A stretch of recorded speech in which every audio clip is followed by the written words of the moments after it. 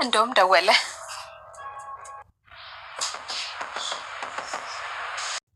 ሰላም ጤና ይስጥልኝ ውድ ተመልካች፣ እንዴት ናችሁ? ደህና ናችሁ ወይ? ሁሉ ሰላም፣ ሁሉ መልካም ነው። እግዚአብሔር ይመስገን እኔ በጣም ደህና ነኝ።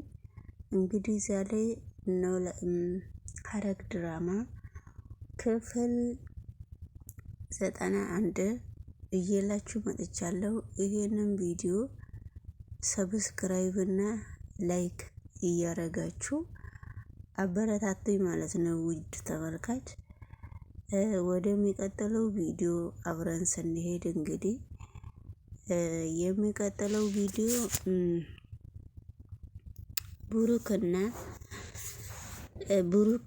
ብሩክና ምሳሌ እንግዲህ እናትና አባትና ልጅ እንግዲህ በአሁኑ ሰዓት ምን ውስጥ እንደገቡ እንዴት እንደሆኑ ማንም ሰው ስለ እነሱ የሚያውቅ ሰው የለም ማለት ነውና እንግዲህ በአባቷ ሰበብም ማለት በጣም ብዙ ነገሮች በእነኚህ ሰዎች ላይ እየሰራች በአባትና ልጅ ይሄንን ግፍ በእነሱ ላይ እየሰራች እየተገኘች ነውና እንግዲህ ግፉ ለማን እንደሚደርስ ግፉ ችግሩ ምን እንደሆነ ከየት ወዴት እንደሆነ አብረን እንከታተላለን ማለት ነውና ውድ ተመልካች። ስለዚህ እንግዲህ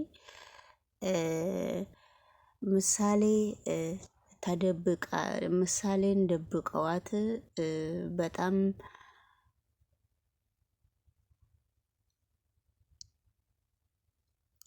በጣም እያዘነች ነው ቅድስት ደግሞ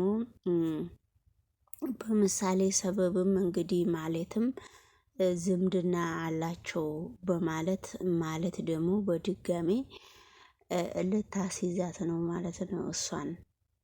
ስለዚህ ነገሮቹ በጣም ከባድ ናቸው። ነገሮቹ በጣም ሞገስም እንግዲህ በጣም ለብቻው የራሱን ህይወት ለመምራት በጣም እየተሯሯጠ ነው።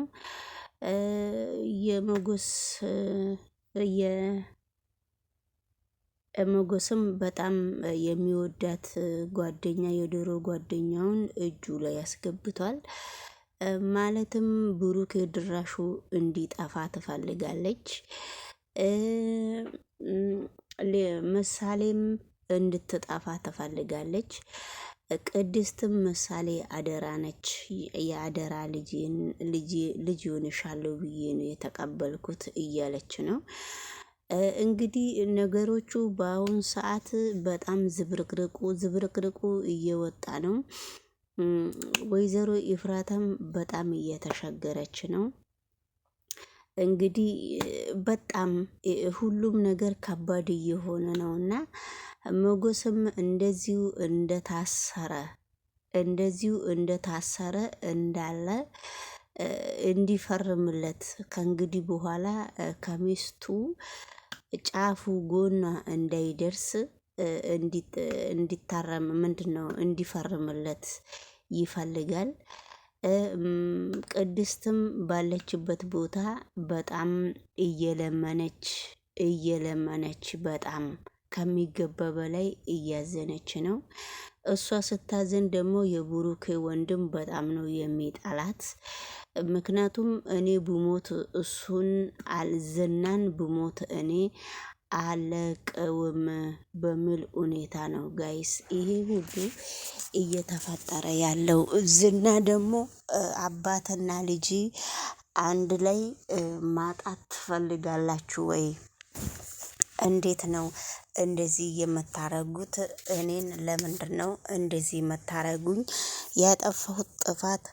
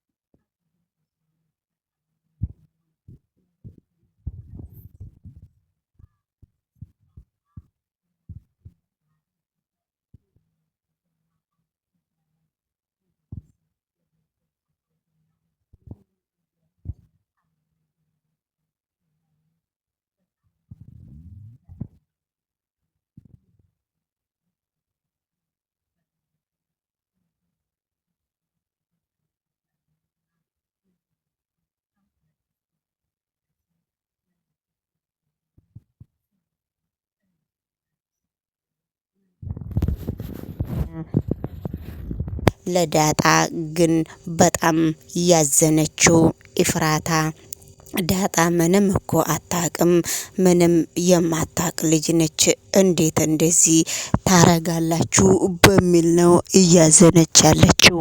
ነገር ግን ዳጣም እያዘነች ነው። ወይዘሮ ሜላት ደግሞ ዳጣ እንድትሞት ትፈልጋለች። የአባቷን የት እንዳሸገችውም በሷ ሰበብም ስለሆነ እሷ እንደዚህ እንዳደረገችውም በደንብ ስለምታቃት ምንም ነገር ልትናገር አልፈለገችም። ሁሉንም ነገር በቃኝ። ምንድነው የምትፈልገው?